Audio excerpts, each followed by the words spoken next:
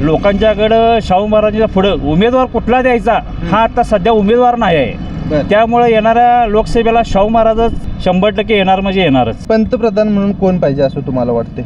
नाही, नरेंद्र मोदी साहेब चांगले आहेत. आम्ही आज समजा एक XYZ कोणाला तरी निवडून दिलं तर तो उद्या त्या पक्षात राहील का नाही ह्याची गॅरंटी नाही. काय नुसतं 5 वर्ष जाऊन खुर्चीमध्ये बसला आहे, जनतेचे प्रश्न सोडवलो नाही त्यानं काहीच, अशा माणसाला मी मतदान करणार नाही. महाराजांनी मुडशिंगमध्ये सगळे जमिनी दिलेल्या आहेत. शाहू महाराजांच्या सगळ्या जमिनी आहेत. एकेकाचे 25-25 एकर जमीन शाहू महाराजांनी दिलेल्या आहेत. कोण चालवणारे व्यक्ती व्यवहारिक आहे काय नाही त्याच्यावर अभ्यास करून वोटिंग करायचं. म्हणजे आता कोण उभारत आहे त्याच्यावर आतून मारामारी चालू आहे, त्याच्यात कोण उभारणार हेच ठरलेलं नाही. 100% लोकांचा विश्वास आहे शाहू महाराजांच्यावरती. मोदी सरकारने सगळ्या लोकांना गंडवा फसवी करून 12 लाख. कोण जरी पंतप्रधान झाला तर मध्यमवर्गीयमध्ये मी आहे.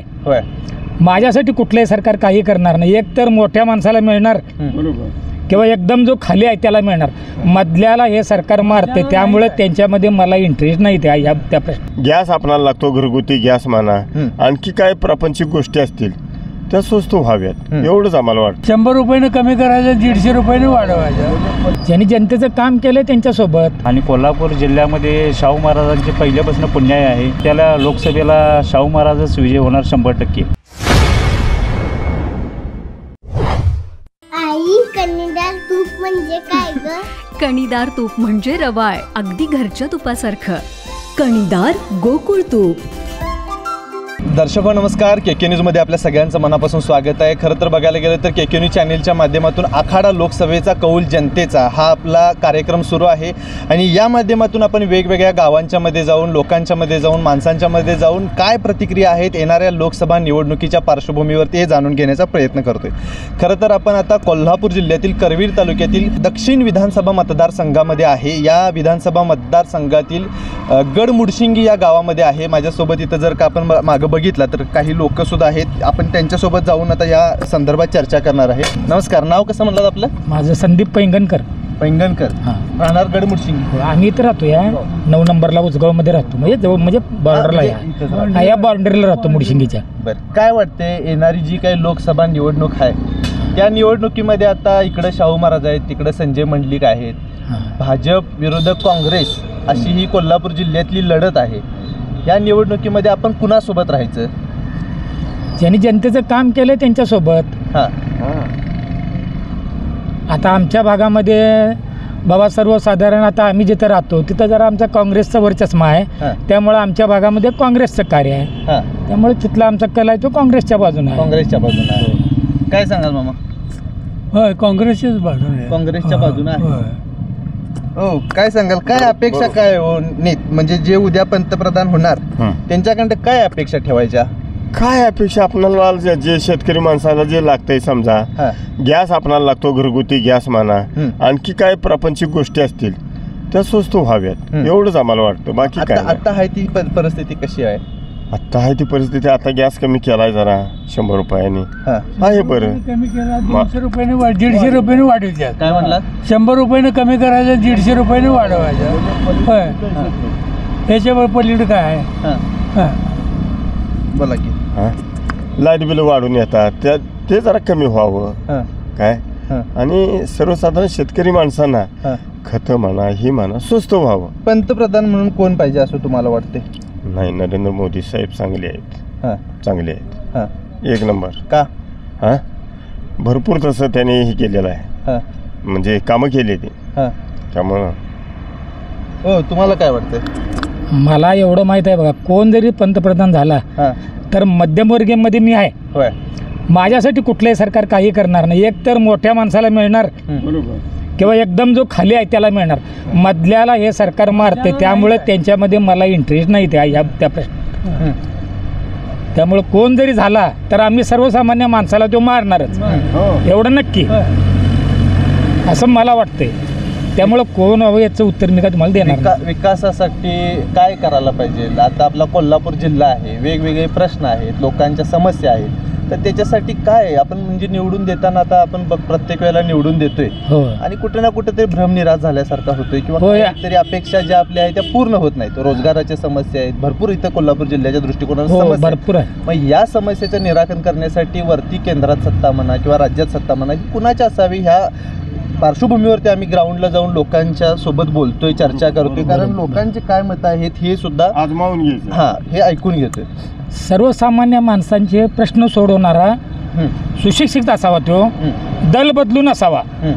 आम्ही आज समजा एक XYZ कोणाला तरी निवडून दिलं तर तो उद्या त्या पक्षात राहील का नाही ह्याची गॅरंटी नाही. तर आता आपल्याला असं वाटलं पाहिजे की हा बाबा मी आज एखाद्याला मतदान केलं तर तो एकनिष्ठ राहील त्याच्याशी असा मी त्याचा अभ्यास करवला आणि त्यालाच मी मतदान करणार. जे आपल्याला जे हे करताय नाही कामं करते ते जो काम करतोय त्याला मतदान करणार एवढं बी नक्की. आणखी हो तेच आहे माझं बी तेच. जो जनतेचं काम करेल त्याला आम्ही निवडून देणार. मग तो त्याचा पक्ष कुठलाही असू देत कुठला बनणार मग तो भाजप असेल किंवा काँग्रेस असेल हा बाबा लोकांच्या मध्ये आहे का लोकांचं काम करतोय काय नुसतं 5 वर्ष जाऊन खुर्चीमध्ये बसला आहे जनतेचे प्रश्न सोडवलो नाही त्यानं काहीच अशा माणसाला मी मतदान करणार नाही. हे जनतेची ज्याला काळजी आहे की जनतेचे हिताचे प्रश्न सोडवू शकेल अशी व्यक्ती मी हुडकून त्याला मतदान करणार. आता महाविकास आघाडीकडून कोल्हापूरसाठी शाहू महाराजांचं नाव समोर आले. त्यांचं आपल्या भागात काय कार्य नाही आहे कुठलं म्हणजे ते काही तिथं आमच्या एरियात तर त्यांचं काय नाही ते नवीन आहे. उमेदवार म्हणून तुम्हाला काय वाटतंय काय त्यांच्याबद्दल एवढा आमचा काय जास्त अभ्यास नाही. राजकारण म्हणून किंवा नेता म्हणून असं तिकडे कधी नाही महाराज म्हणून तिकडे महाराज म्हणून त्यांच्याकडे आतापर्यंत बघत आलोय. आता जर ते कार्य काय चांगलं करणार असतील किंवा त्यांनी असं जनतेला काही दाखवून दिलं की मी काय कार्य केलं किंवा इथून पुढे काय करणार असेल तर मग त्यांचा विचार केला जायला त्या दृष्टीने. होच मामा काय सांगा. नाही हो बरोबर आहे की आता जे यांनी सांगितलं ते उत्तर तेच बरोबर आहे. महाराजांचं काय महाराजांनी मुडसिंगमध्ये सगळे जमिनी दिलेल्या आहेत. शाहू महाराजांच्या सगळ्या जमिनी आहेत. होय बाकीच्या इतर ह्याचा कोणाच्या जमिनी नाहीत. एकेकाच्या 25-25 एकर जमीन शाहू महाराजांनी दिलेल्या आहेत.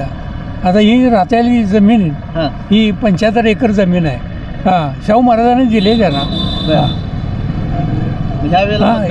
मतदान यावेळेला आता शाहू महाराजांचं इकडे काय जास्त कार्य नाही कार्य नाही एवढंच आहे दुसरं काय नाही. आता जर त्यांनी जर कार्य जर केलं तर होणार की. मामा नमस्कार. तुमचं नाव कसं. माझं सांगा की. मारुती मगदूम राहायला इथं मुडशिंगी. काय सांगाल या आता येणाऱ्या जी निवडणूक आहे या निवडणुकीला मत कुणाला द्यायचं. मत आता चांगलं काम करेल त्याला द्यायला. कोण चांगलं काम करायला असं वाटतंय तुम्हाला. आता हाय चांगलीच आहेत लोक. मग मोदी सरकार चांगलं काम करतंय असं तुमचं मत आहे का. करेल काय आणि तुम्ही त्यांना मत टाकणार काय मत काय करतील की. करणार. काँग्रेस पाहिजे काय भाजप पाहिजे. कसं काय वेळ पडेल तसं आहे बघा. तसं काय सांगता येणार नाही. अजून काय फिक्स नाही. मत ज्या वेळेला मतदान येईल त्यावेळेला बघूया. बघूया. हो दादा या की. नाव काय. शेखर लामटेळे. राहणार मुडशिंगीच आहे. हो काय ह्या जी काय आता लोकसभा निवडणूक आहे या निवडणुकीला कुणाला मत टाकायचं. आता या निवडणुकीला तसं बघायला गेलं तर भाजपचं आहे चांगलं काम. म्हणजे बऱ्याच लोकांसाठी त्यांनी वेगवेगळ्या योजना पण राबवलेल्या आहेत. लोनच्या संदर्भात असू दे बाकीचे ते आयुष्यमान कार्ड असू दे आभा कार्ड असू दे ज्या काय आपल्या आरोग्याच्या योजना आहेत त्यांनी ते राबवलेल्या आहेत. त्याप्रमाणे येणाऱ्या जे निवडणुकीमध्ये भाजपचं हे योगदान जे कोण उमेदवार असेल त्याला तुमचं मत. जे कोण उमेदवार असेल ते. नाव कसं म्हणलात. काय म्हटलं. नाव कसं आपलं. दत्तू बंडू पोरे. बरं ही लोकसभेची आता निवडणूक लागली या निवडणुकीला कुणाला मत टाकायचं. आता काय कोण मुख्य कोण योगी चालवते त्याच नाही. कोण चालवते कोण पण आता येणार. आणि त्यांचं आता स्क्रीन काय आहे आता लहान मुलाला सुद्धा कळते का चुकीचं आहे. आता निवडणुकीला आपल्या घरापर्यंत येऊन कोण व्हिजिट देतात कुठल्या व्यवहारानं कोण आहेत त्यांच्याशी मतलब योग्य असलं तर करून बघायचं का चुकीचं आहे. बरोबर आहे. मग त्यांनी पण आता जाऊन खुर्चीवर बसल्यानंतर पॅटर्न चेंज केला तर काय अर्थ आहे? होय.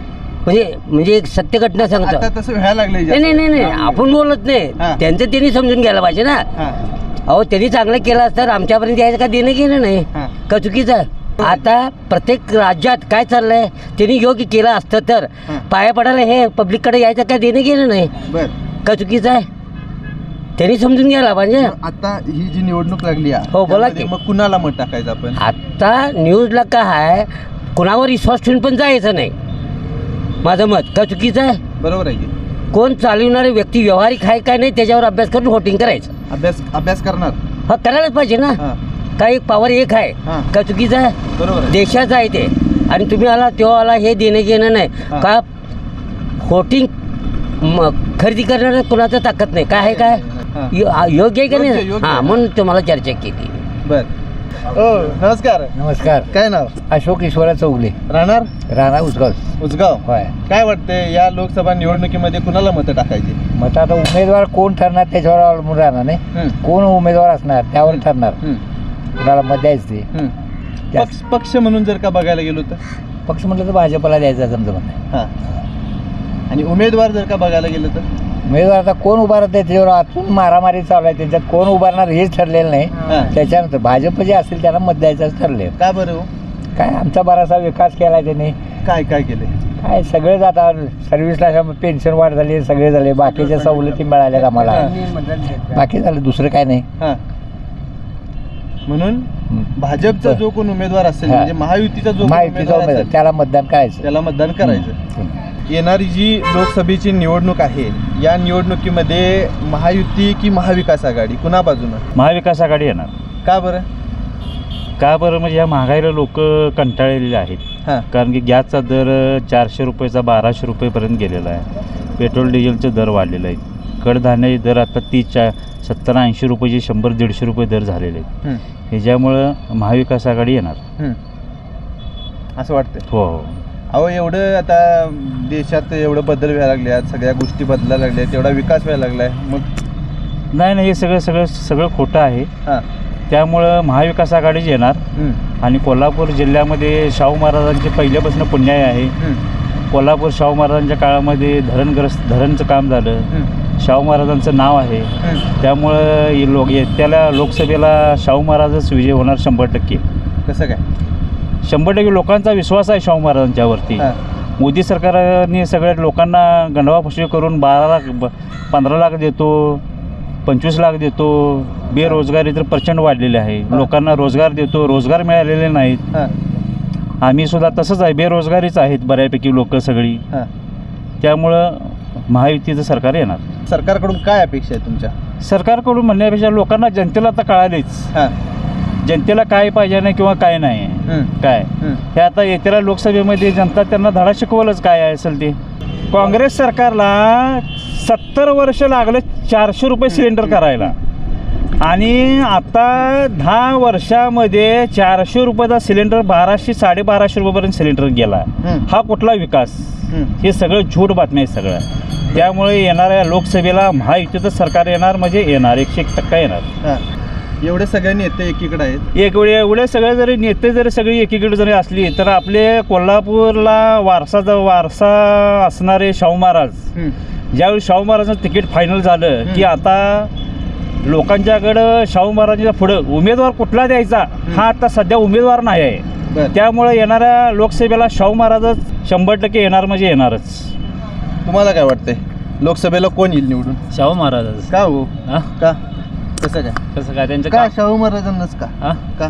काम आहे त्यांचं, त्याचे महत्त्व बी आहे, कामं बी करणारा असं व्यक्ती आहे. त्याच्यामुळे शाहू महाराज यांना लोक म्हणतात की शाहू महाराजांचं वय झालंय आता, काय हे नाही त्यात का वय नसतंय.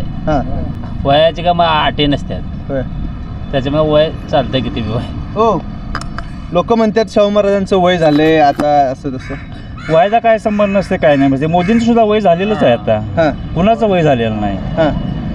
काँग्रेसच्या काळामध्ये 60-60, 70-70 वर्ष, ह्याच्यामध्ये 35-35 वर्ष, 40-40 वर्ष खासदारकी आमदारकी एकेकाने भोगलेली आहे.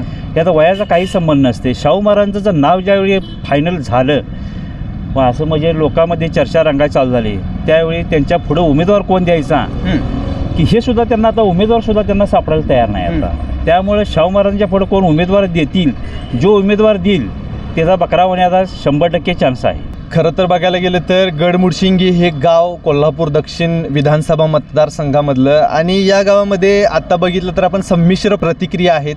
काही काँग्रेस म्हणत आहेत, काही भाजप म्हणत आहेत. लोकांच्या ह्या प्रतिक्रिया आहेत. आपण अजूनसुद्धा या गावामध्ये जाणार आहे, लोकांशी भेटणार आहे.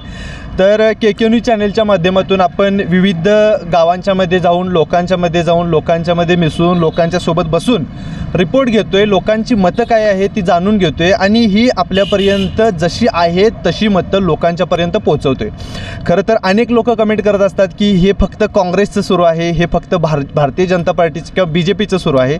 पण ही जी लोकं बसलेली आहेत, या लोकांची ही मतं आहेत. जी काही मतं असतील ही लोकं डायरेक्टली इथं येऊन बसलेली आहेत आणि या लोकांच्यासोबत जाऊन आपण हा घेतलेला रिपोर्ट आहे. चॅनेलच्या माध्यमातून अशाच पद्धतीच्या नवनवीन अपडेट्ससाठी तुम्ही जर का अजून चॅनेलला सबस्क्राईब केलं नसेल तर सबस्क्राईब करा, फॉलो करा. तुर्तास तरी या व्हिडिओसह मी इथं थांबतो. KK न्यूज चॅनेलसाठी कॅमेरामन मिलिंद कांबळेसह मी अभिजित. धन्यवाद. अशाच नवनवीन अपडेट पाहण्यासाठी आमच्या KK न्यूज चॅनेलला सबस्क्राईब करा.